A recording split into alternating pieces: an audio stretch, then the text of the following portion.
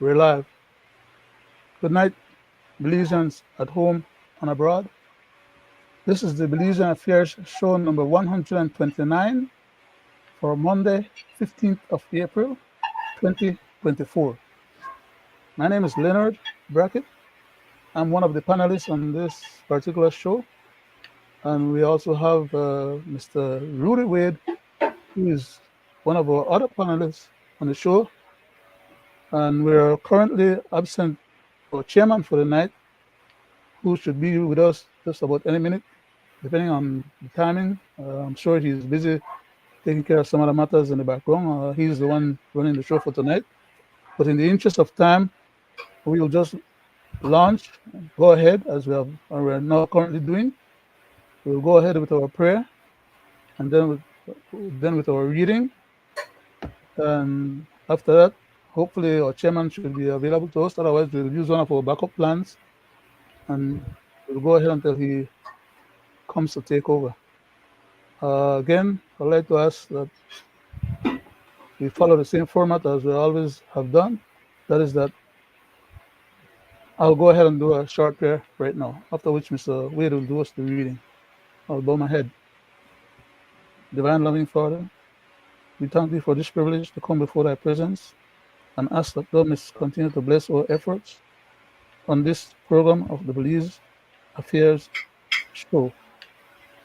We pray that thou mayst grant us health, courage, strength, perseverance, wisdom, knowledge, and understanding, and that thou would give us the words to speak in order for us to say what is right to be said and what is needed to be said in order to inform, elucidate, educate, and enhance the knowledge that is required of us to be good steward of our patrimony beliefs and to be good law-abiding citizens as well. We also pray that thou mayest help our leaders, that they may lead our country with the right mindset and do right unto us. We pray that thou mayest bless this country of the United States as well, that its leaders and its people may continue to do what is right on behalf of us and the rest of humanity. Please continue to bless our family members, friends, and loved ones wherever they are. Don't know them by name and number, don't know our heart, our desires, and even our most secret thoughts. Please continue to abide with us. We pray for Christ's sake. Amen. Amen. Chairman, thank you very much, sir. So it. Yes. Yes. And thank you very much for that. Warm prayer. Thank you very much, sir. As you already says, we have our chairman should be joining us shortly. So, and we will continue our format. I will do a reading from Isaiah 2 to 10. Isaiah 1, 2 to 10. 2 to 10. Hear, O heavens, and give ear, O earth, for the Lord has spoken. Children have I reared and brought up, but they have rebelled against me. The ox knows its owner, and the donkey its master's crib. But Israel does not know. My people do not understand. O sinful nation, a people laden with iniquity, offsprings of evildoers, children who deal corruptly. They have forsaken the Lord. They have despised the Holy One of Israel. They are utterly entangled. Why will you still be struck down? Why will you continue to rebel? The whole head is sick, and the whole heart faint. From the sole, from the sole of the foot to the head, there is no soundness in it, but bruises and sores and raw wounds. They are not pressed out or bound up or softened with oil. Your country lies desolate. Your cities are burned with fire. In your very presence, foreigners devour your land. It is desolate, as overthrown by foreigners. And the daughters of Zion is left like a boot in a vineyard, like a lodge in a cucumber field. But a besieged city. If the Lord of hosts had not left us a few survivors, we should have been like Sodom and become like Gomorrah. Hear the words of the Lord, you rulers of Sodom. Give ear to the teaching of our God, your people of Gomorrah. What to me is the multitude of your sacrifice, says the Lord. I have had enough of burnt offering, of rams, and the fat of well fed beasts.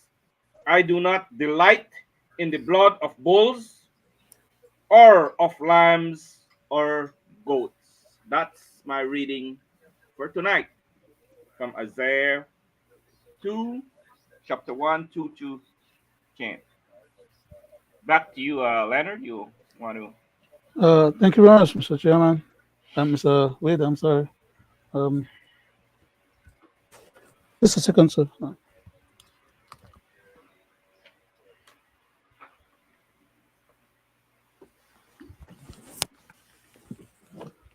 Okay, so as of right now, our chairman has not shown up yet. So we'll take the liberty of indulging in some of the issues that he had an interest in pursuing, and therefore we'll go back to the issue of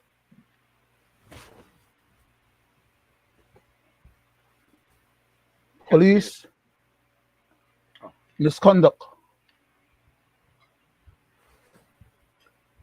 Too often we have rogue officers of our police department committing crimes under the color of law,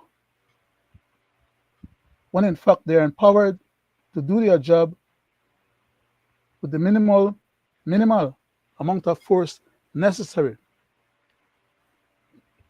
Some of these individuals, for whatever reason, take it upon themselves to become scofflaws. And instead of acting as peace officers or police constable, they go out there and they act as if they were a member of a gang that is empowered to do unto anybody what they want, and then have their higher up officials provide them with a carte blanche or excuses for their misconduct, and don't pursue them when they commit these crimes to the fullness and the extent of the law. Because the fact that you have or you wear a police uniform does not entitle you as an individual, or anyone for that matter of fact, including from commissioner and even his own boss. But his own boss doesn't wear the police uniform, but he carries the responsibility for that department as well as the commissioner. But even as high up as the commissioner, wearing the uniform of the police department does not exculpate or excuse or justify him behind the use and wearing of that uniform to commit any crime against any other officer or any other civilians or any member of our society, whether they are Belizeans or foreigners, so long as they are on our territory. The law requires, according to our constitution, that everybody is equal under the law. It didn't say every Belizean or some Belizeans or the Belizeans that are richer than others or the Belizeans that can pay their way to get lawyers are more entitled to the protection of their rights than those who can't pay a police officer or suborn anybody or pay a lawyer or anybody to disappear the evidence of their crimes or culpability. It says we are all equal under the law. The Constitution is the supreme law of the land, and Section 6 of the Constitution says that we are all equal under the law. What part of that Mr. Chester doesn't understand,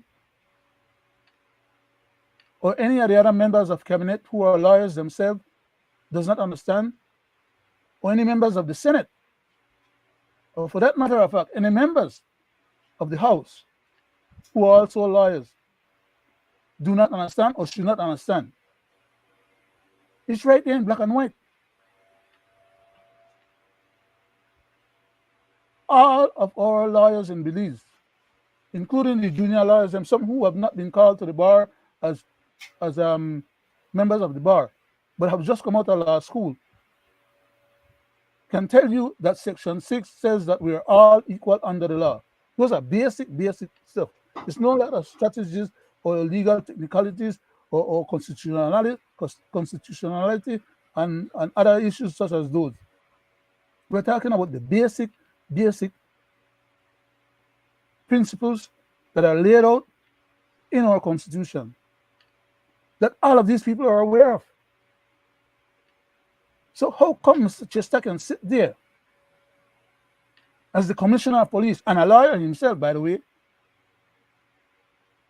and tell us in the public that he is not aware of any crimes that his officers are committing against law-abiding citizens? I'm not talking about him going or sending his henchmen them to go out there and rough up the other idiots that are running roughshod over for we country. Because by any measure, if the police have to go and arrest somebody that's giving them difficulty, or that they think or know or have an idea that are involved in criminal activities in our country, that's what they're empowered to do. That's their job. They're being paid to do that. Therefore, they should get on to the horse and ride on to those people and collect them and do what needs to be done according to the law. Prosecute them. If they can't win the case, that's all right. At least they've gone through the motion. They're sure that they are pretending to do their job. Well, Leonard, there we have Gregory. Just a little Good night, gentlemen. sling in the background there, but I don't know. Maybe he'll clear it up. Greg, Some feedback or would you lower it something. down a little bit? It's a little it's a disturbance and it's a bit too low. No, we can't focus. I know I'm supposed to turn the show back over to you in a minute, but since I was in the middle of a thought, I just want to close the thought off if you don't mind. Good night, guys. Mr. Chairman, I just wanted to Good close night, off the good thought that yes, sir. I heard you. Go ahead. I just wanted to close off the thought that I was in the middle of, so we don't Go ahead, truncate and Leonard. leave Go the ahead, Leonard. listening Go ahead, public. Leonard. Yes. I was specifically mentioning the name of a venerable commissioner because the gentleman has been around long before he got and studied law. So long before he got and studied law, he should have been knowledgeable about these basic facts. He went and he studied the law and came back and apparently based on what he's telling us, it seemed like he never picked up what he was supposed to pick up. He probably left that part, or he maybe missed that class, or whatever. I don't know what the hell is the problem. But these guys are acting like they're ignorant of these basic facts. And I'm calling him out in name because we have been calling him out in name over and over and over, and the man persists and insists in not doing his job. His job is that of the commissioner. And he has his subordinates who are accountable to him and who he should be bringing up on charges when they commit crime under the color of law. Because they are not empowered in any power beyond what the law can reach. And the law is supposed to be able to reach just about anybody in the country, from Prime Minister all the way down, including Mr. Chester, which is why over the last few shows I have been instigating and saying that he needs to be arrested. Which one of his subordinates is going to arrest him? I don't know. But his butt needs to be arrested for collecting a salary under false pretense to do a job that he's not performing. And he's competent and knowledgeable enough to perform that job. So therefore, he's actually robbing our treasury by accepting a salary for a job he's not fulfilling the obligation of. And not because he doesn't know how to fulfill the obligation. He has the power to go and collect these people in our society who are running roughshod over the rest of the society and stop victimizing us, the members of the rest of the society, because they are unwilling to do their job, which is to go and collect these people. And stop using these bogus SOE to victimize people and they hurt other people in the middle that don't have nothing to do with their criminal negligence. But I'll yield because I'm getting a little worked up and I'm about to get deeper into this stuff, and I don't want to be jumping ahead of the chairman. I yield back, Mr. Chairman. Thank you for the opportunity accorded. Good night, gentlemen. Thank you guys for sitting with me virtually. Mr. Wade, you know, we're always here trying to enlighten the Belizean people here and Belizean affair. With that said, I would like to say good night to the Belizean people at home and abroad, and welcome to this, their 129th episode of Belizean Affairs. But to back you up on what you were saying, we need to run back to a few things that is out of order, and I want to go through them one by one, short speeches of them to back up what you are saying, so that the people at home and abroad can see to what extent this state of emergency is unconstitutionally violating the people of Belize. Right. Let's go to the first one. One of the point gonna at Hifa. What another point gonna at Hifa? No point no gonna at nobody front of me. And I don't stop it. You know what is that? Let's come, move up front of me. Move up front of me. Alright. Move up. While I had them entering into the home, I asked That's the first piece. Now you hear the good inspector ask the young lady if she know what is a state of emergency when he himself don't even know what it is.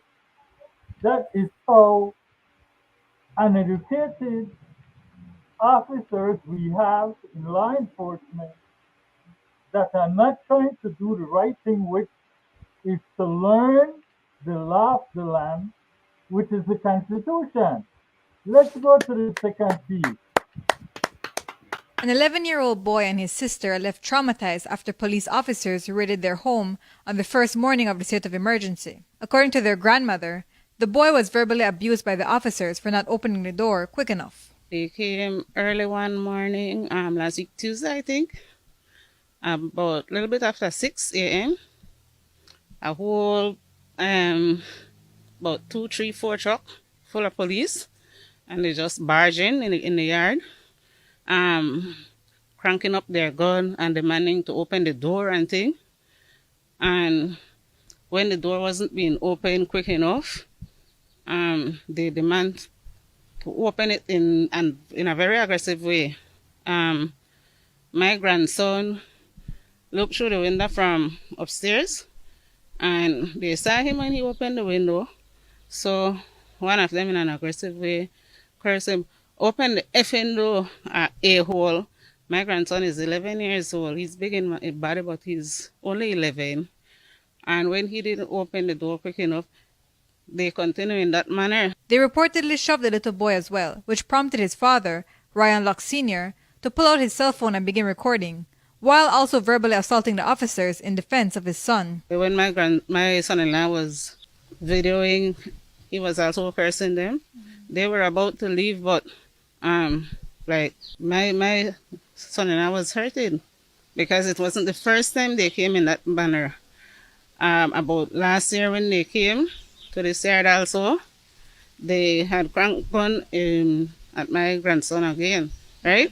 So my grandson is traumatized. Each time they come here, he's traumatized. So that was why when they demanded to open the door, he's frightened, so he didn't open the door right away. So they cursed him out.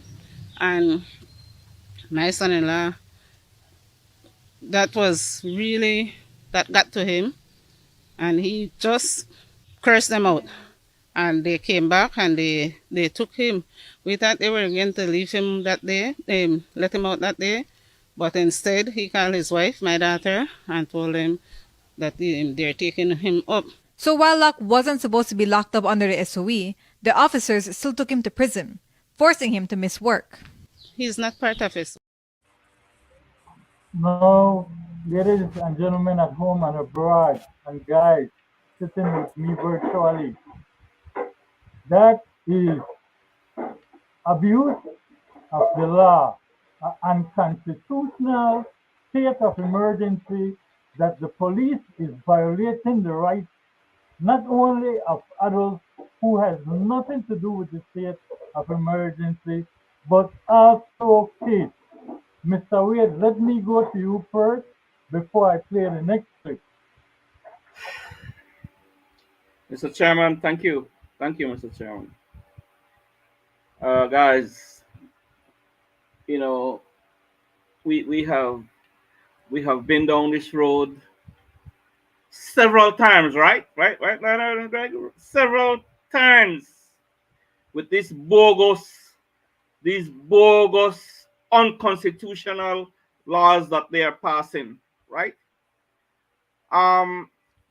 They do it because one, there's nobody there to rebut them, nobody there to hold them accountable for the wrongs, right? And I'm speechless, because these guys do these things and they just don't give a damn, right? They're showing the world, they're showing the Belizean people their ignorancy, their totally disrespect for humanity, total, misuse of their power that the people of this country gives them to serve and protect, right? Now what, you hear that lady? We hear it often, how they abuse minors. We hear it often how they vandalize people's property, kick down people's door.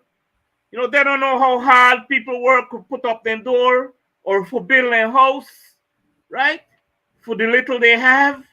But they just destroy these people's homes a lot of times. And this is not the first one, like I said. Remember the last couple times of state time, I said, it's not going to be the last one. And lo and behold, here we are again, back to square one. But yet, guys, Mr. Chairman and Leonard, they know who these people are, For a decade now, they know who who the bad people they are. Then at least that's the word came out of their mouth. They know who the bad man is, and Belize City no move. Their house no move. So if they know them, why are these people not being dealt with years ago? Why is it a repetitious cycle? Why are they putting the poor black people through this kind of trauma repetitiously? Why can't they find a way to fix it? Why they keep putting on Band-Aid? They have no interest in solving this problem. Because why? They already have the Belizean people traumatized when it comes to these kinds of state of emergency. They already know what they will be in for, right? And no one seems to have the will to want to fix it, right? Like I say, and I will not belabor on it, comes from their own mouth. They know who the gangbangers are, they know who the criminals are, they know them, and they know where they live, and it comes from them. So why are we going through this? Guys, pick it up from there. Back to you there, Mr. Chairman. Thank you, Mr. Huh? Weir. But what has happened, and a drastic change has been going down within the judiciary system and the laws of Belize. We have changed from a democratic state to a police state with authoritarian rule. And I will prove it tonight. And you know what? You can be charged, or me, we can be charged, or any Belizean can be charged for false news. But when they do it, they are covered by the government, which is executive power. You know, I told you that I will play a clip to show you because I want to run it down to you. Let's not forget what happened to that young man at Ladyville Police Station. Let's not forget what just happened to the young lady screaming out, "Don't point the gun in nobody's face." Let's not forget what happened to those two kids. And let's not forget that that young man has nothing to do with gangbanging or state of emergency. But yet, he went up for 30 days. And I will show you how they are. And that is Using the wrong, state Mr. of Chairman. That is emergency wrong. like a gun to terrorize the people of Belize. And I want them to come to me and prove me wrong because the proof is in the pudding. And Mr. Brackett, I want to go to you as the tape is finished. You can pick it up. Imprisonment. The 39-year-old Camp has his occupation listed as American software developer. A family wants answers after their loved one was detained over the weekend for questioning, only to be severely injured while in police custody. The family of Japhet Bennett claims that he was picked up by GI3 police from their home on Friday morning and taken to the Queen Street police station for questioning in relation to a murder. While in custody, the family was told that a piece of the ceiling broke off, fell on Bennett while he was asleep and injured his leg, and none of them were informed of what happened. His sister came to speak with us this evening, and here's what she shared about their frustrations regarding their brother and the police. On Friday morning at 5 a.m., barrage of police officers came to his house with his girlfriend and his kids, and they took him, stated that it was GI3, and they took him because they said that it was for murder investigation. But we went to the police station, and they told us that it was because of, well, we had a lot of misinformation.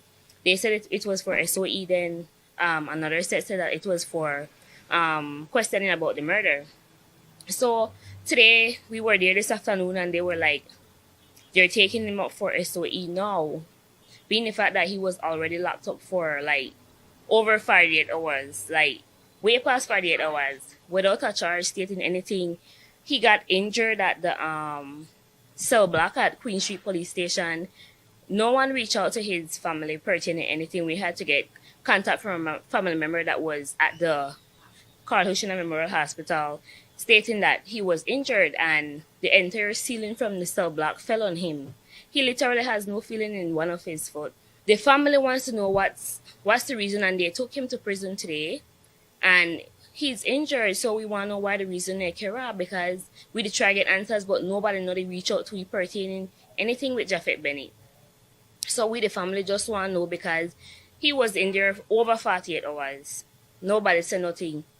He get injured. They had to drag her out power cardboard box because he couldn't even move. Bear in mind, one of the cellmates said that they had to be waking him up with water. So just imagine how severe this was. And nobody tell we nothing. When I called the precinct, they said, we don't have any contacts for his family, but come on, they know where Japhet's mother lives, or the house that they took him from. They could have went back to stay. Okay, Japhet Bennett is in the hospital. No one reached out, stated anything pertaining Japhet Bennett. The family says that if they... Now, Mr. Brackett, with all due respect, I believe personally the police is covering up their brutality. They picked this young man up, took him to the police station under the pretense of investigating a murder. They had him for over 48 hours. No charge was leveled. He got hurt when the station roof fell in on him. He went to the hospital. And when he went to the hospital, no family member was informed. But when he got out now, with no charges that was leveled, now they want to hold him under the state of emergency. I believe they are doing that because they already did an illegal detainment. 48 hours had passed, and you know what? They don't want no family members or legal lawyers to have a talk with this young man. Mr. Brackett, go ahead. On our last show, when we spoke about this particular type of behavior by the police officers, I pointed out that these people are acting rogue. A lot of them, it's not because they don't know what they're doing, but it's because of lack of accountability on behalf of the higher up power players. They cover for these rogue officers and they allow them to commit crimes under the color of law, when in fact the law, highest law of the land, the constitution of our country, says that nobody should be treated with the kind of treatment that these gang cops are treating people. In fact, I shouldn't even use the word cops or police officers in relationship to these gang mafias them, because they are operating as a cabal of mafias. They are just hiding behind the power vested in the authority of the police department. But they're not serving the people the way they're supposed to serve the people. They're not acting as law protectors. They're acting as enablers to criminal conduct. In other words, they're using the powers of the state, which they're empowered with, to commit crimes against the very society and the members of the state that they're sworn to uphold and protect. What part of that, Mr. Chester, or his boss, or the other members of cabinet, including the PM, and I'm calling their ass out, okay? Why is it that they can go to the House of Representatives and change the existing laws to modify those laws, to make those laws more. Oh man, I gotta be careful. You know, I'm on public airwaves, and sometimes, you know, I'm tempted to allow my own inclinations, and I have to fight. I'm fighting myself, basically. That's basically what's going on. I was about to say something, and I'm trying not to say it, and I'm trying to find something else to say in replace of it. And what I'm trying to find is not replacing it because it's not conveying the facts. And I'm getting riled up, fighting myself instead of fighting the damn battle that I need to be fighting on behalf of my people and country and against these rogue gangsters. Mr. Chairman, please allow me the privilege. I need to read something here. And in reading what I'm about to read, it's like I'm giving lip service to this cabal of mobsters that are running our country, okay? But I need to do it because I need to do it so I could show the people what I'm talking about from their angle, from the gangsters' angle. The gangsters I'm talking about, the police officers, them, and the rogue ones, them that are doing a disservice to their other police officers, colleagues, who are trying to be good officers and upholding the principles that they're sworn to uphold. And they're not able to uphold these principles because you have this cabal of rogue individuals mixed up among them who are discrediting the whole damn department. And then you have the higher-ups, them are aiding and abetting these criminal conducts and changing the laws to facilitate more of the same criminal conduct against the very same people whom they're saying they're trying to protect while they're making these onerous laws. Let me read the thing, no? Please, Mr. Chairman, I just want to beg pardon or Go ahead, so you and Mr. Wade, proceed, sir. so please be patient with me because this stuff is crazy that I'm about to get into. But I have to use their own words against them, which is my point that I was trying to arrive at.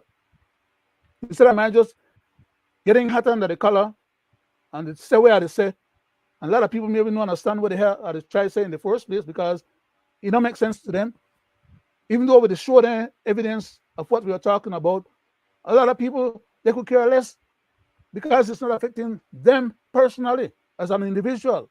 They fail to understand that these crimes that these people are committing, they are becoming more entrenched in that kind of behavior.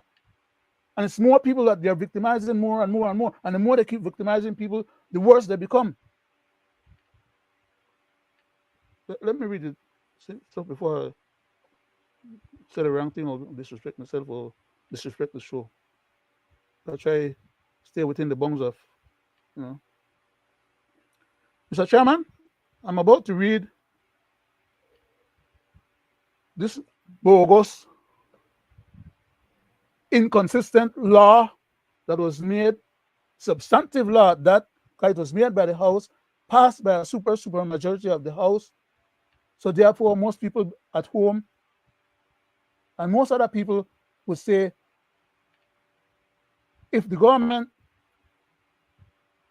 pass some information in cabinet, out of cabinet and into House of Representatives with a super majority and pass it there and go to the Senate and have the Senate rubber stamp it as well.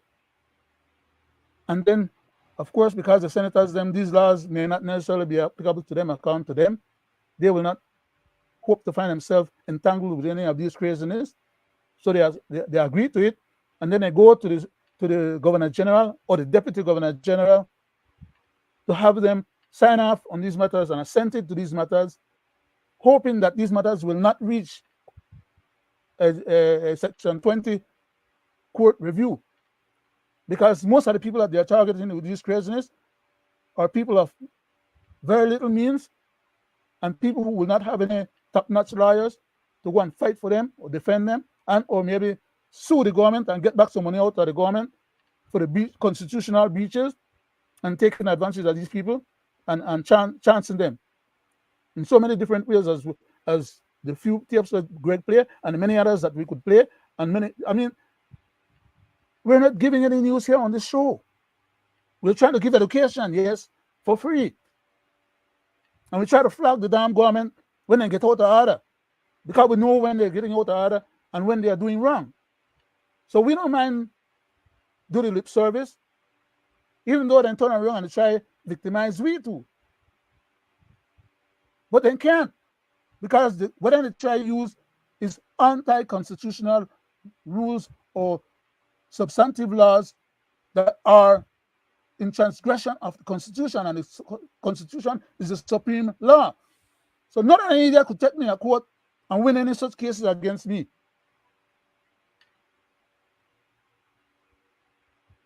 But you see, when they lose the case, enough of them pack it on feet. I wish it would have been that when they lose the case, that them personally have to suffer the consequences.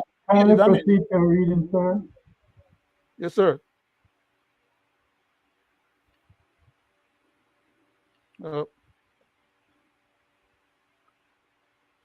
Belize Summary Jurisdiction Offenses Amendment Bill of 2023, last year, by the way.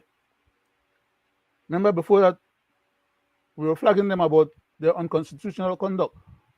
So then take the supermajority now and try to throw it back in our face. They will make one law, and that law will slap we up and wake we up out of we dizziness. Okay?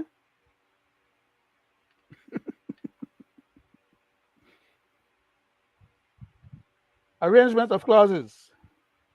Short title, amendment of section 4, and number 3, insertion of new section 4A. Remember now, they want to amend section 4. Now, section 4 was amended before, which is what we were flagging them about the last time when they amended it. Okay? We told them about their unconstitutional self and their derogation of basic civil rights and human rights, as well as, the shows are there. I don't need if we go back and repeat that show there and try to pull all the materials or dealing all the show in this one particular show here. Let me just read this stuff. So I want to change section 4, and I want to add now, according to this, one new section 4A, in which the dirty deed will be done. According to them, so long as they can get the House to pass it and get it signed off, and it becomes substantive law, then they can go ahead and have the police officers then hide behind this as protection for them commit additional crimes against the rest of the members of our society with impunity and with so-called substantive laws backing them up. They kind of spell it out in detail on read further. Make you see and hear where these bunch of, like I call them, mafias, cabal of mafias, they try to play a fool. They call it a bill. A bill for an act to amend the Summary Jurisdiction Offenses Act, which had already existed before, Chapter 98 of the Substantive Laws of Belize, as I indicated earlier.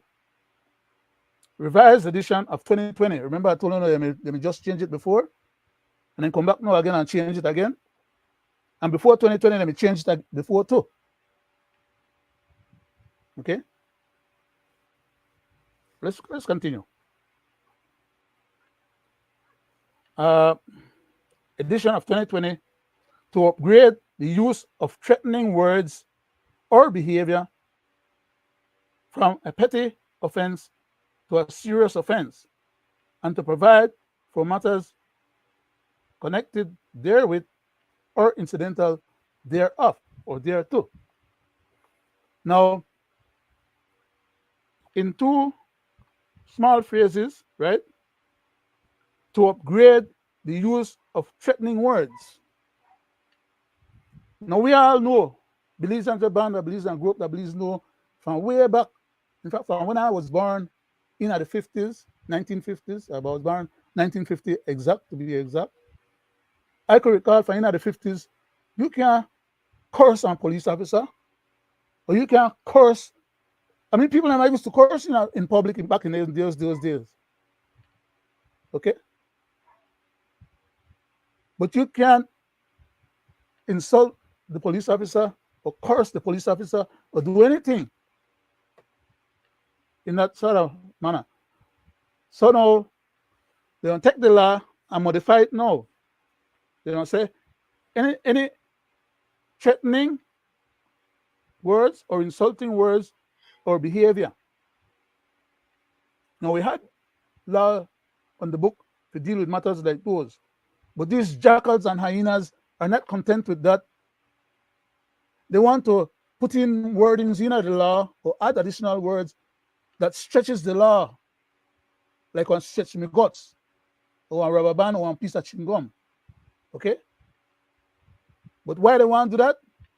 That's so that they could pour in additional things that they could then use later on at their convenience to victimize people, and people don't are conscious that when they get victimized till after the fact. When they don't get victimized and they're already caught up in this process, like this young man where they gone and the point gone out of the young man, out of the young man kid, and because the young man spoke up and start record them, they want to take on camera the place or put on SOE charges. We not got nothing to do with the young man, you know. The young man he exercised his God-given self-preservation rights as a human being and the preservation of his family and other family members. Because the young lady complained about what they're doing to the other young man, she too get beaten up. That constituted battery. What that officer did to that young lady was actual battery. He should have been sent to jail for a minimum of 3 years. The same law that applies to the other civilians applied to him. He violated the laws. Not because he's wearing a uniform that means that he could act as judge, jury, and executioner and violated those people's rights. After he realized that he was dealing with the wrong people in the first place, he might feel like, okay, well, now that it's proven that he was wrong in what he was doing, and it was taken on the camera, he want to carry it further. I could show you how bad I could get, to the point of not only did you show me as doing my job wrong, but I'm going to do it worse. I want to bust your butt. I want to physically assault you, choke the young lady, slam her down the ground, and kick her inside. Now, if that means I might pick me or my relative and I'm going to shot in your ass, the first thing I say, oh, I'm a criminal. Right? Because I'm not supposed to shoot at nobody, much less one policeman. But the policeman don't have enough common sense to figure out that he's not supposed to assault nobody and beat up by nobody. Picnic. Because that young lady is somebody's picnic. That's some man's daughter, that's some woman's daughter.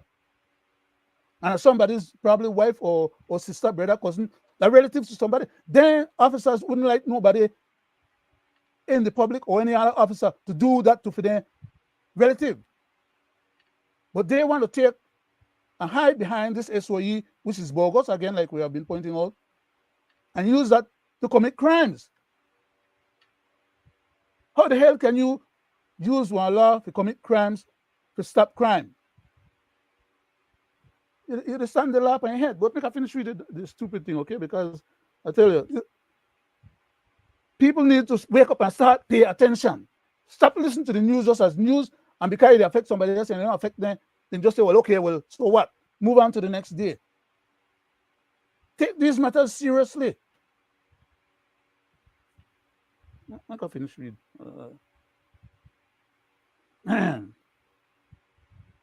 Okay. So it says, to upgrade the use of threatening words or behavior from a petty offense to a serious offense, and to provide for matters connected therewith or incidental thereto, gazetted on 2023. You don't get the month or the day of the gazetting. Because many times, like the last SOE, when I'm supposed to have gazetted as well, then gone through the mechanics of gazetting it. After the fact, after we don't blast them about it, but the illegal conduct. So this one, you know, all they do is just put 2023. They stop putting date on the thing they know because they don't want to be caught for backdating things and or for us pointing out to them that they gazette the thing after the fact. They don't even notify the people that they have one SOE. When the people then they get to find out that they have one SOE, that because the idiot they don't do that, they choke them out and they tell them crazy. But if they understand what an SOE is, an SOE is valid and legal when it goes through its proper process and procedures, when the public is aware of it. You cannot put down an SOE and send out cavalry or charge out at the public on the effects of what the SOE stipulates without the public know that they're under an SOE. That of itself is a crime. It's a dastardly act. But let me finish with the thing. It's not very long, but I'm expounding and I'm explaining and getting worked up over these things because it seems to me like the people they either don't really understand what the hell is going on, or they are totally indifferent. And people they suffer as a consequence.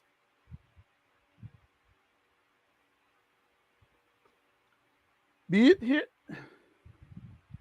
it enacted by and with the advice and consent of the House of Representatives and Senate of Belize, and by the authority of the same as follows: that this act may be cited as the summary jurisdiction offenses amendment Act number 2023.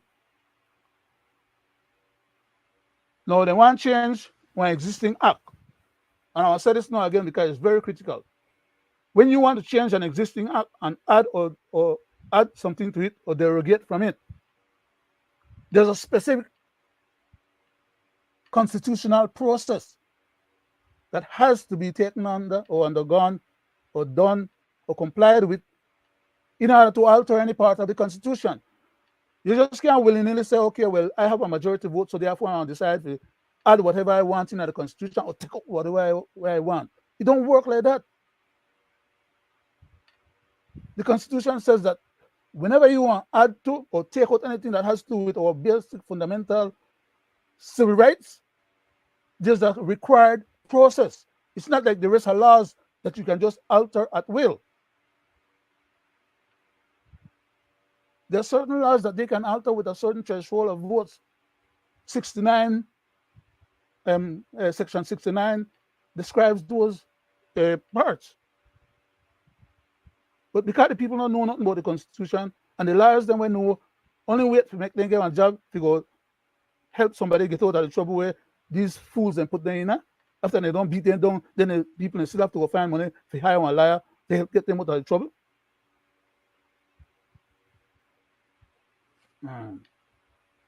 And shall be read and construed as one with the Summary Jurisdiction Offences Act, which already exists, by the way, okay? So whether they bamboozle a little bit now, they just try to amend that existing act to make it a little bit more onerous.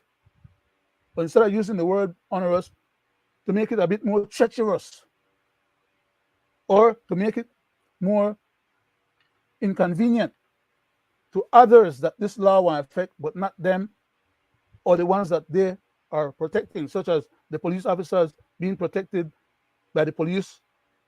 They have their own codes and they have their own rules and regulation, which are completely different from what the actual Constitution stipulates. Under that regulation, they can provide immunity for each other. But we can't get into all that because I tell you, there are a lot of crazy stuff, and trying to sensitize people enough so people can appreciate what is it that they need to appreciate and know and learn and understand and spend the time, because people don't have time. A lot of people there on Facebook with all kind of craziness all over the country, here, there, and everywhere. Happy birthday here, and we'll eat today. Post, chit chat, and thing where they cause them hurts, physical hurts. They don't got time to pay attention to and try to figure out or learn or understand. They're totally indifferent.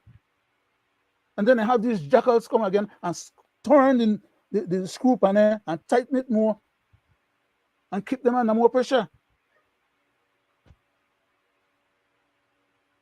Number one, okay. What happened? You have like under cap 98, according to what they stipulated here, amendment of Section 4, and there's an item number 1, which is an insertion of new, like I said, subsection 4, A, capital A. They are tampering with Section 4, which existed, by modifying Section 4 and adding Section 4A. And even the way that they wrote it, okay, I can tell you, I don't think anybody could actually see what I'm trying to show there. But I can tell you, one basic thing like drafting a law to amend an existing law. Whoever the idiot was that drafted this thing together as a legal draftsman appear not to know his damn elbow from his finger or his nose. Otherwise, they would not have drafted this stuff this way. And if they want to converse with me further on that particular point, I can willingly be helpful to them to clarify what the hell I'm trying to say to them. They know what I'm saying. So the particular amendment that they try to put through was not drafted properly in the first place, but then still push it through because the idiots then will vote for it, not understand or know nothing about what they vote for, other than the fact that the Fidel party and Fidel official put it up, and therefore then just, follow through and make it a law where the rest of the society get affected with and chance with.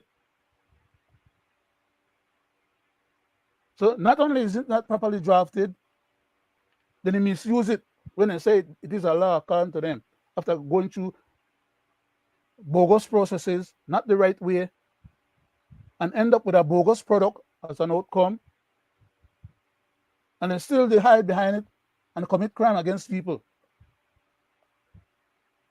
If these people were to be taken to court, like I said, by some aggrieved person who has the means to be able to afford a good lawyer, they'll get their money back for the lawyer's fee, and they can get some money back for the damages caused to them. Physical, emotional, professional, because people lose their job over this kind of craziness. When he just like Chester, they talk about him could go and rearrest people after the court let them off and hold him for another 30 days. He's acting like a scarfly himself. And he should know better than to say that in public. If you have them crazy ideas in your mind, it's bad enough. But for him to be expressing those kind of crazy ideas as if he has some superior power beyond and above the courts.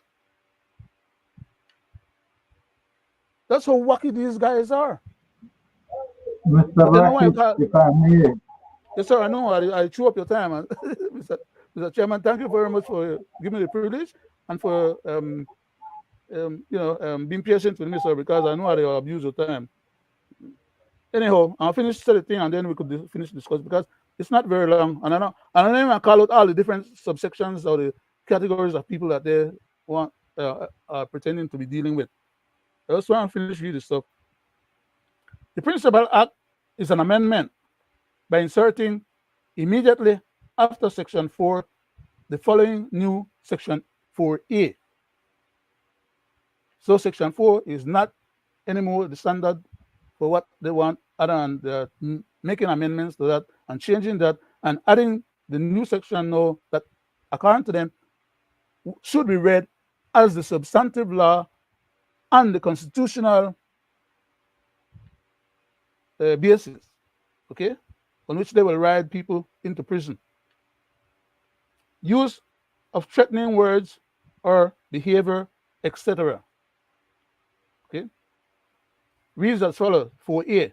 A person who uses any threatening, abusive, profane, obscene, indecent, or insulting words or behavior, whether calculated to lead to a breach of the peace or not. Right there again, they're violating a basic way of structuring laws, which means that at that point, they are violating the Constitution again, because the Constitution does not allow them to hide behind those kind of wording, to cast a net and victimize just about anybody that they feel like victimizing. When it comes to drafting laws, the Constitution is specific. Government shall make no law to do certain things. What part of that they don't understand? But they don't care because they don't have no respect or consideration for the Constitution in the first place, which is why they're trying to get rid of it. And then people want to look at me and try to pretend like, well, you know, we can finish reading the thing. We can finish reading, guys, you know, man. A person who uses any threatening, abusive, profane, obscene, indecent, or insulting words or behavior, whether calculated to lead to a breach of the peace or not, such several offenses being committed in a street or public place or in a private enclosure or grounds, whether directly or within hearing of, then it goes on to clarify the different category of people that could take offense to whatever is it as stipulated above. The language that these idiots are using to create this particular law, right, is what you call a wide net. You know, when you go for fish up, people know what fishing are. So when they cast on a wide net, especially like, for example, a big ship where boating at the high seas and then trawler and then trawling miles and miles of net of all different kind of species of animals, only to get one certain kind where they're really interested in and then dump the rest. That's what these idiots they do. Hauling everybody in the community, the area where they SOE, when them bogus SOE make for, put them under such situation whereby anybody in that area is subject to being dealt with under this SOE as well as stupid officer, a senior officer at that, one asked the young lady, do you know what an SOE is? After he done to brutalize these people, he asked them a stupid question like that and then proceed to brutalize them more.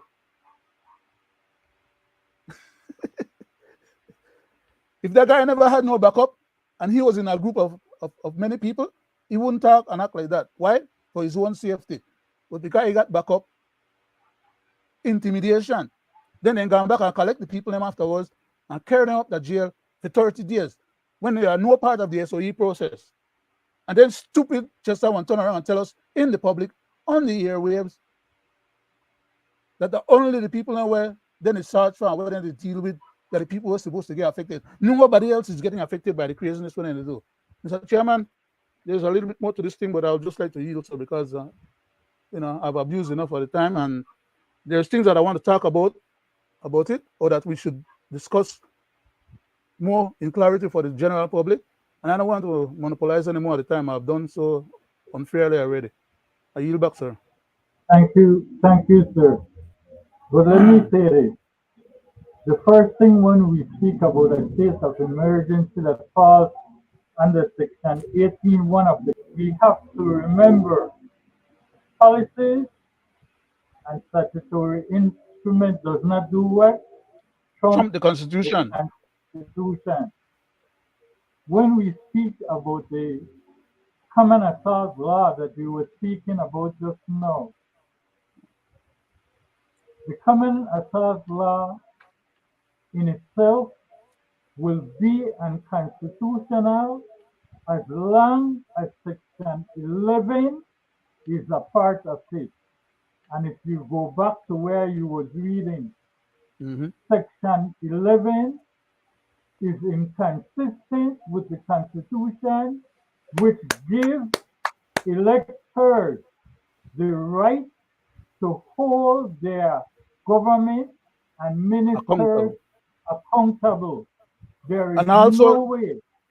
Mr. Chairman, and also it gives them the right. It also gives them the right to demand, by means of speech and action, by means of demonstration, by means of a lot of different means that these guys are trying to suppress. They're trying to take away those rights. No way you can have bunch of mobsters. A police state with authoritarian rule that is in violation of democracy. Democracy falls under the Constitution in 3 different sections, especially the freedom of expression and association. So let's get that clear. And when we speak about a state of emergency, I just want to clarify to the people, when you are using emergency power to make it not unconstitutional, you must have legitimate rules that one must break. Let's go back to COVID-19. And it must be An stipulated, example Mr. of the Chairman. rules. It must be stipulated in that That SOE. is correct. That is correct. You must specify. They all need to go to Examples jail. are if you violate a curfew, if you are not wearing a face mask. These are some of the things if you violate, you can be picked up and charged. But you cannot have an unconstitutional state of emergency that goes around in that is not only violating our constitutional law or constitution, but also international law under human trafficking. Because that's what the That's what they're police doing. is doing. They are picking up these guys and trafficking them from their place of abode to the prison. That's illegal.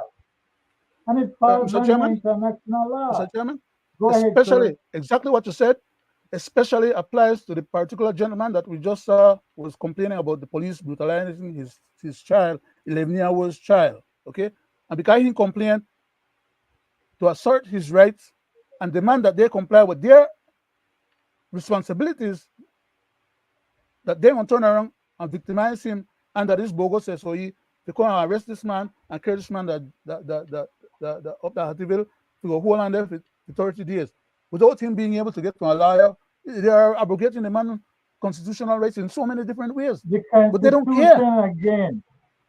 Constitutional, the Constitution says that whenever you have been picked up by the police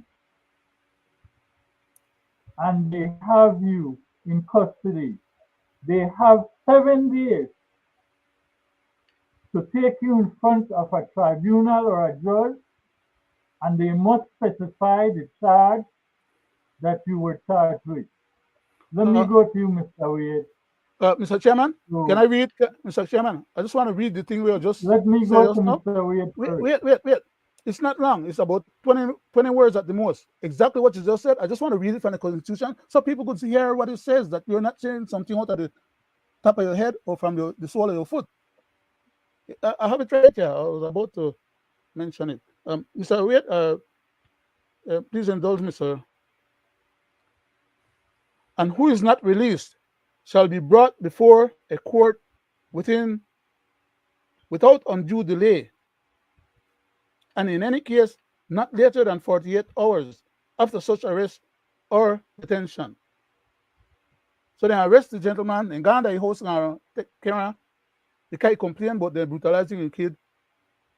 To spite the man, to sure that they could do more than what they don't do already. And inconvenience, Karen and Hattieville go sit down under a bogus charge. Okay? I yield back, Mr. Chairman. Go ahead, Mr. Whale. I'm sorry about that, sir. Thank you, sir. Thank you for the And I opportunity. will say this also. I do not have the SI, but I will tell you why it is inconsistent with the Constitution.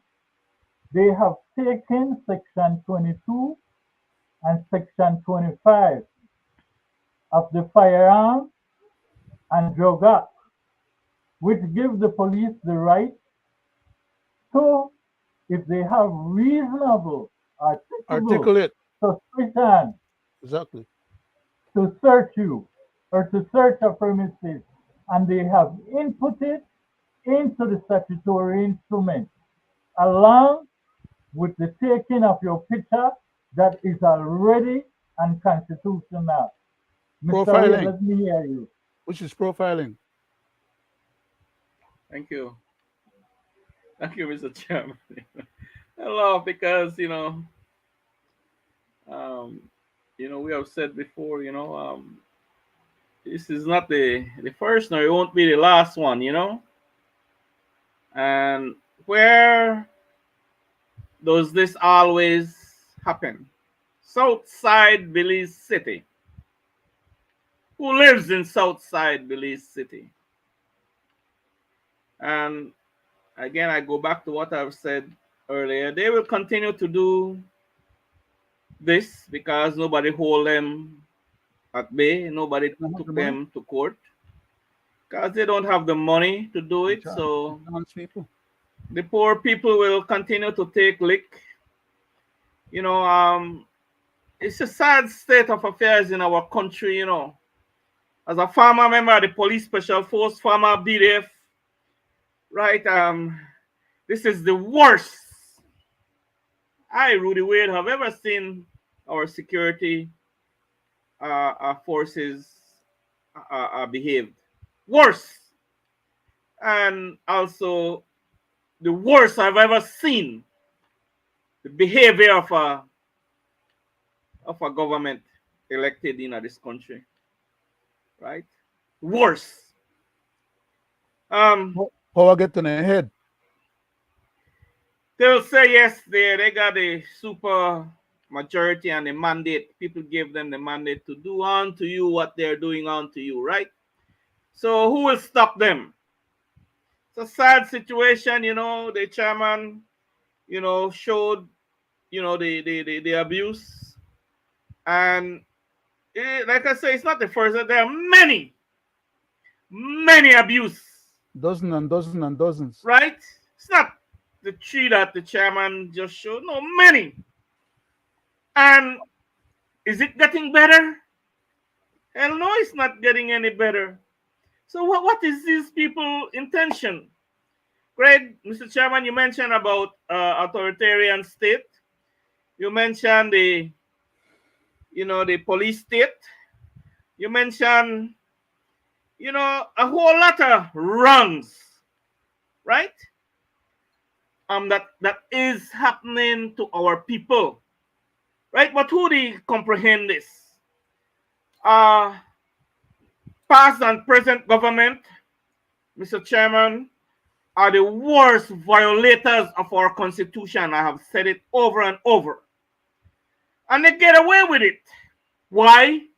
One is that they have people in place like judges, heads of departments, CEOs, to protect them, to cover up for them, right? For the wrongs that they do to the poor people, right? Like I say, the people gave them that mandate, and so sad to see the repetitious cycle. They don't want to fix the system. Next couple months from now, 2-3, they'll come up with the same thing, right? State of emergency again, and 3 months after, another state of emergency, because it seems like this every 3 months, right? And the same place. Don't you think by now, Mr. Chairman and Leonard and people, that these people would have some kind of idea to do the right thing or to do it right? Once and for all, and stop burdening innocent people and start burdening the taxpayers of this country of the same crap, right? And I've said on the last show, because time is going, Mr. Chairman, I say this and I call on the police minister, Mr. Musa, to instill in the police academy, training academy, that when you recruit, make sure that your recruits learn and know the Constitution of Belize so that they stop putting people through these terrible things that they are doing to them, right? All in the name of because of they are the policemen and they have the power to do it. And when they go to court, they lose. You get a good attorney, right? You pay them and they will defend you and they will defend the Constitution, you and the Constitution, right? The wrong that they done to you, right? That's why we have a 3% conviction rate in this country. Because the damn policemen, they're so rogue and so stupid, right? And they do the things they do to people, right? And take them to court and take them through the ringer all the way to jail, come back to court, only for them to be set free, right? These police that does these kinds of charges to these people should be held accountable. They should be sued for the wrong that they do. But who, like I say, who do it? You know, what I call on the heads and I call on the police minister to fix the problem, man, and stop putting on band-aid fixes. What are you gaining about when you doing these things, man? These constant state of emergency, same thing over and over, right? Breaching the Constitution, right? You know, come on, man. We need to stop it. These people are getting tired of this. Innocent people are getting caught in these. You know, the chairman played tapes on innocent people that are getting dragged in to these illegal things that we are doing, right? People, you need to hold these people accountable and take their asses to court, get a good attorney and sue their asses for the things and wrongs that they do to you. Back to you, Mr. Chairman. Thank you. Thank you, Chairman? Mr. Weir. Mr. Chairman, can I ask your indulgence and let me read another small part of the Constitution, sir? A small part here again, Section 3. It's not too long. Fundamental rights and freedom. May I? Go ahead, sir. Thank you, sir. Fundamental rights and freedoms. Part 2, Section 3 of the Constitution of Belize, Cap 4. Whereas every person in Belize is entitled to the fundamental rights and freedoms of the individual, that is to say, the right to whatever his race, place of origin, political opinions. Remember that one? That a part of whether change where I'm talking about earlier before the chairman came refers to about us communicating and them trying to make laws to stop us from communicate and derogate our fundamental rights. But let me go forward. His political opinions, color, creed, or sex was subject to respect for the rights and freedoms of others and for the public interest.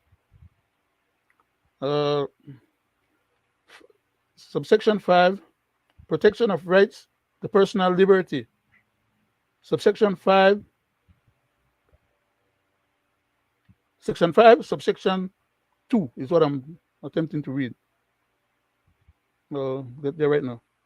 It says like this: any person who is arrested or detained shall be entitled to A, small a, paragraph small a, to be informed promptly, and in any case, no later than 24 hours after such an arrest or detention, in a language he understood or understand, of the reasons for his arrest or detention, to communicate without delay and in private with a legal practitioner, that is to say a lawyer, of his choice, and in the case of a minor, with his parents or guardian, and to have adequate opportunity to give instructions to a legal practitioner of his choice, That is to say,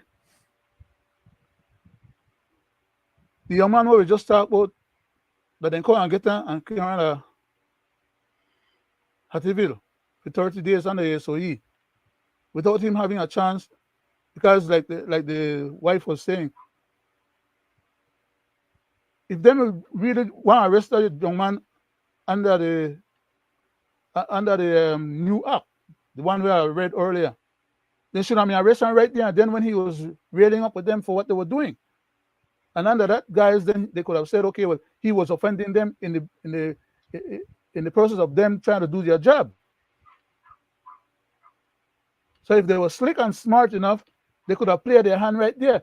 But no, they left the premises, then gone back and decide, okay, the young man, they have them panty up, they brutalize them, and them acknowledging that they are at the wrong house, and therefore they look stupid to start with. They've acted unprofessional to start with. So now they went back to victimize the young man to put pressure upon them. First of all, the young man has spent some time in a jail overnight, and then they are carried out the Hattieville later on, and they now get no access to no lawyer, or even the family members, they can't figure out what the hell they do with them. They just go and warehouse up there. They don't brutalize and take advantage of them. No, they are victimized them further.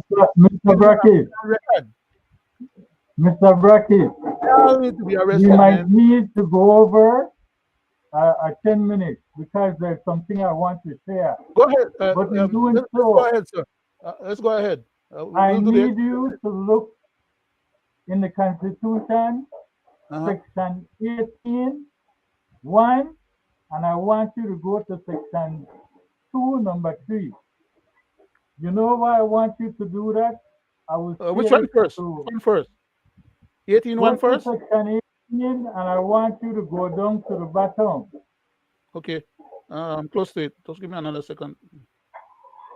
Where it says, right there at number 3, a proclamation made by the Governor General under Okay, Section 18. 2 of this section. Okay. Provisions for periods of public emergency. That is when the Governor General signs these SOEs, whether it's the Governor General I or the want Deputy you to Governor go General. right at number 3, a proclamation under subsection 2. Yeah. And I want you to read what A says. Just read section A for me. That a state of war between Belize and another state or sovereign state is imminent, or that a public emergency has arisen as a result of the occurrence of any earthquake, hurricane, flood, fire, outbreak of pestilence, outbreak of infectious diseases as in the COVID, or other similar calamity. That is why we keep saying that SOEs cannot and should not be used as a tool by the police officers in lieu or instead of them doing their job. That The is Constitution is exactly telling you right why here I in had black to and read white. it. You know why? You cannot make a state of emergency for gangbanging of these young men. As a matter of fact, then, Mr. Chairman, let me be facetious. Let me be facetious. That being the case, then it wouldn't be wrong for anybody to ask the government to declare one SOE against the gang that the police department constitutes, because they need to be arrested. They need to be brought to account for their behavior. So the good cops in the police department have to arrest the bad cops there, apparently. So, or maybe we need one SOE for that, because that's an emergency. You back, Mr. Chairman. But what I was saying, when I said that, I wasn't trying to be funny, sir. I was simply stating that there is no wording under the emergency power in the Constitution that says you can make a SOE for gangbangers. It's unconstitutional. You know why? Because it violates the section for freedom of expression and freedom of association. movement and freedom of association. which is why I read it. But, Mr. Chairman, these guys are hiding behind illegal laws that they We make know this. that are not constitutional. They hide behind those laws and then they try to amend those existing unconstitutional laws further to make a bad Okay. situation worse. Go ahead, sir. I'm sorry. Now I will go to a different Oh, two. You say sector you of want me to tonight's read two? show. Okay. You I don't will need go two yet. to a different sector of tonight's show. I Go ahead, sir. know people at home and abroad and you guys sitting with me remember that the kid laddie was shoot in the back while running away from the police, right? Yes, sir. But where he was Tonight, is critical as well. right. Tonight, That's why they I lost the want to case. bring something similar to you because I want to point out something to the people at home and abroad. So when we hear it, we know what is fake news coming from the police. Let me play the first clip. Police say 18-year-old Jalen Jones shot and killed 25-year-old Charles James and opened fire on them during a shootout. However, his mother believes the teen is being wrongfully accused and claims he's a victim. The Peter Seco Street resident and another man were allegedly spotted by an off-duty cop while fleeing the scene. The teen reportedly opened fire on the cop before encountering another officer who returned fire and injured him in the process. Commissioner of Police Chester Williams says Jones then collapsed and was found hiding in nearby bushes. From all indications, he was dressed in the same clothing that one of the two alleged gunmen were dressed in, and the police also followed the blood trail from where the officers had fired shots at the gunmen, and the blood trail led to where he was found. So we are sure that he was one of those persons who is involved in the murder and was also one of those who shot at the police. The minor's mother, Shirley Barrow, claims Jones did not play any part in the shooting. She says he was fleeing from the scene when police arrived and shot him. I heard somebody come in the yard. So I popped my back blinds and I popped my black blinds. I had a person who run going, so when I look, I said, my son and I had from Jalen, but you know, look back. I think you have on the same clothes where you may have on for a whole day. I can't tell me if you wash, got no clean clothes and white shirt and black pants that I had on, right? Continue run, but I don't take it like that, so I gone inside. Barrow alleges that when she arrived at the yard, her son collapsed. Police were intentionally keeping him from seeking medical attention and pepper sprayed her after she refused to leave his side. So I had to fight through there, the referee through there, like the bustle through there, hustle and bustle between me and my daughter. The fight through there to get to one thing, and I thought I had so he hear me, and I thought he said, Ma. No, gentlemen, we heard that, right? Listen to this one carefully. Is there a gang element in this? We know it happened in the Martins area. We know that there's an active state of emergency. Are there gang actors in this? Yes, there is, or there are gang members who are involved in this particular killing. The suspects are from the PIV gang area, and you will know that when the SOE began, I had said that even though Martins was a part of the proclamation, we would not go after Martins because they were behaving. This have now changed that picture, and so certainly we will have to deal with those persons from the PIV, and they have to form part of the SOE. Again, I am pushing to see if we can have the SOE extended for the simple fact that we believe that some of these young men have still not really gotten the message, and we need more time to be able to properly investigate those persons who are under the SOE, and the 1 month period would not suffice. So I am seeking to see if we can get it extended for another month. Will it include the principals of PIV? No, Mr. Wade, you was a police. How much state of emergency under this government did Belize have? But still, the commissioner needs more time. Isn't that a sure sign that they don't know what they are doing? Please. Chairman, Mr. Chairman, like I said before, and I have been saying, these guys are, chasing after what? What Shadows. are their agenda? I don't know. Shadows. You know, yeah. I could say that these guys aren't serious in wanting to, you know, to fix this problem. Some the system there is some kind of, you know, somebody's gaining. I know the Kobe is gaining, making money. But Definitely. Mr. Wade, if I may, Mr. Wade, isn't the commissioner telling on himself that he does not have the answer for what is happening? Exactly. You said it, Mr. Chairman. Go You ahead, said it. sir. You said it. You said it, Yeah, Mr. Chairman. yeah. They don't have the answer, and you know, like I say, this won't be the last one, right? Because it's a money making, and they could care less about the lives. Seems like they could care less about the people that are hurt. Seems like they could care less about the innocents that left behind.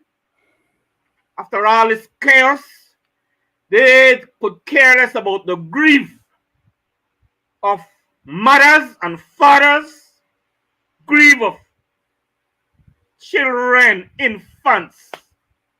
Because if they would have cared, they would have fixed this problem already, right? But They it have the seems that power they to do so. like it.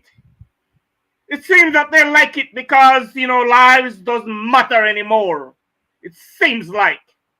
I watched something earlier that, you know, really upsets me. Watch how the police watch Mr. a Wade, person as a laying on the street dead.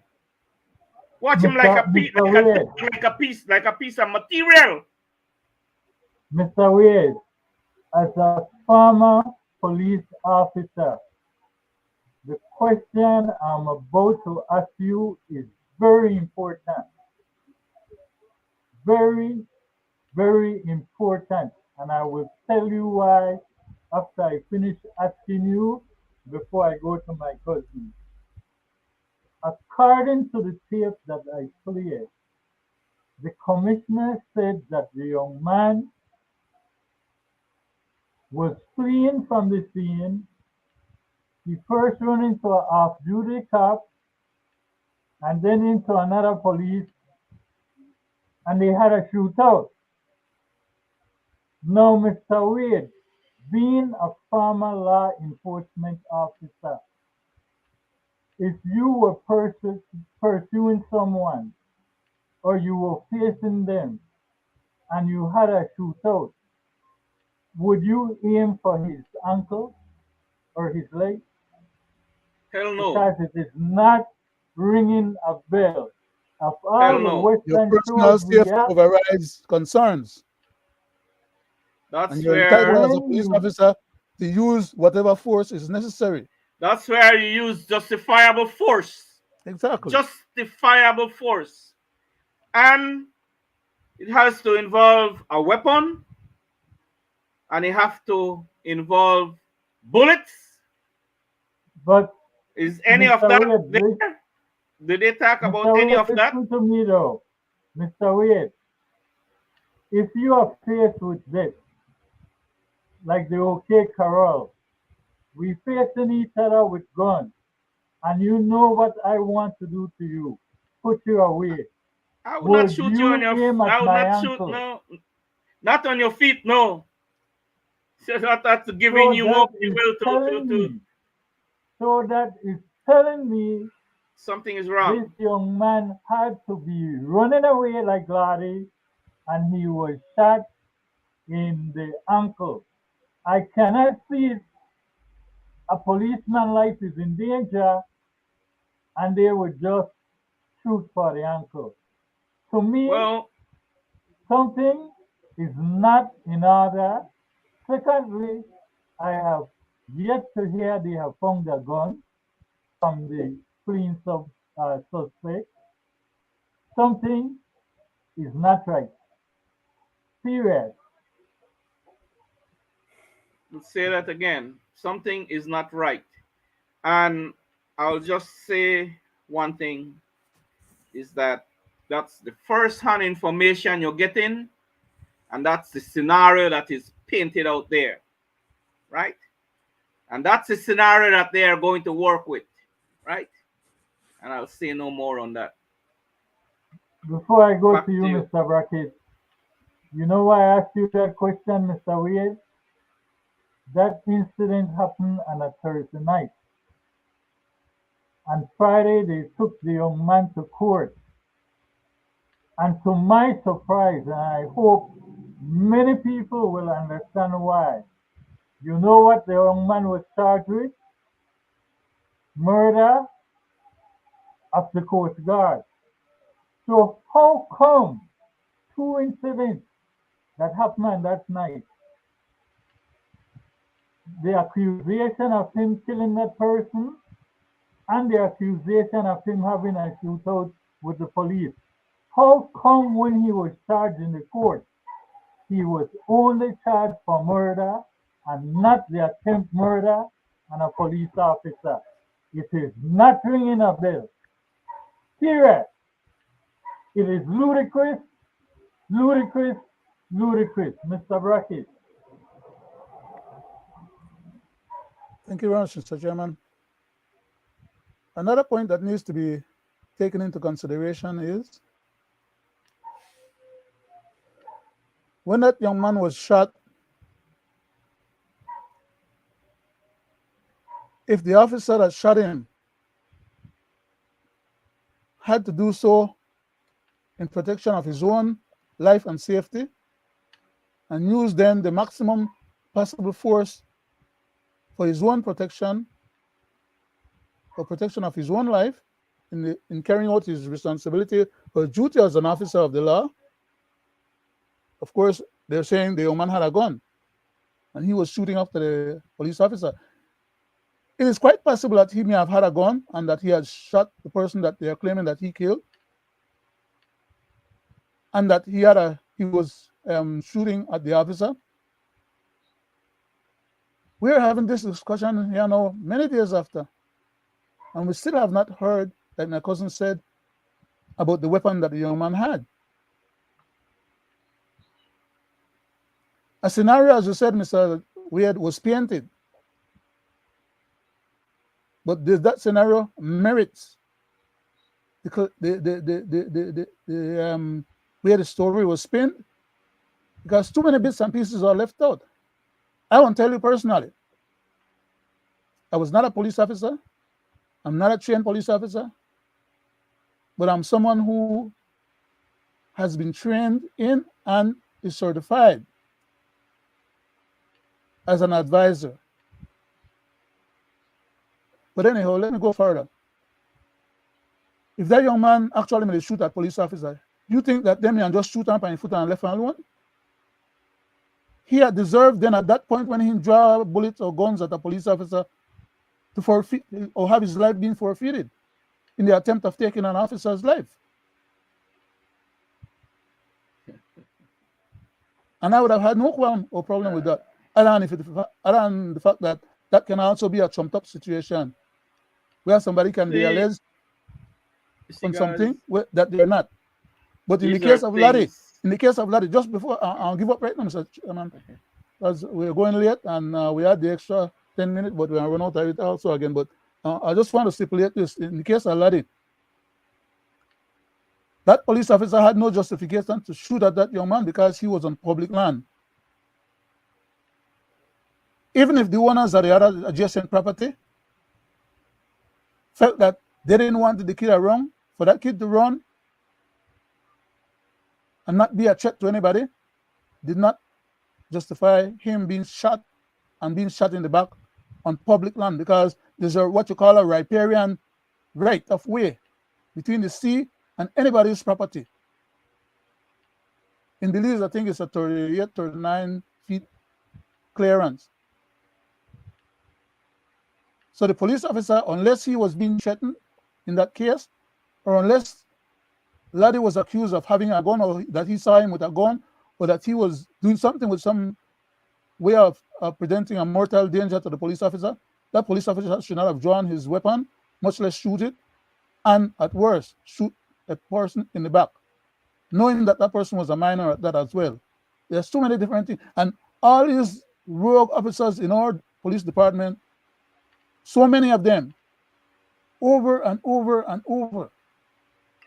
All these cover-ups has to stop. Anyway, I'll deal because we don't have time to discuss further. That is my last final word, Mr. Chairman. All these cover-ups for wrongdoing need to stop. All the way from the top. They all need to be arrested. Like I said, the Minister of Police, to the Commissioner of Police, and a few of his deputies. But who won't do the arresting? I have said this before, and I will close with it. We are living in that time of authoritarian rule and police state, that if you are out on the street in a little group and you hear gunshots and you decided to run for cover, the chances if policemen are around might be 95 out of 100%. You might be liable to get shot because they are shooting before they do what? Investigate. Mm-hmm. None of them who fired those shots can rightfully say that these young men shoot that man. All they know, they were running away from that area. But that is where the shootout came. No, Mr. Chairman, I do want to make sure that I point this out because this is critical to me personally, on a personal level. I have no tears to drop for anybody that is out there in my country killing anybody else, whether a police officer, especially wantonly, or any other civilians, whether they're in a gang or just personal beef. We society has suffered through that kind of craziness far too long. And instead of improving, it's getting worse.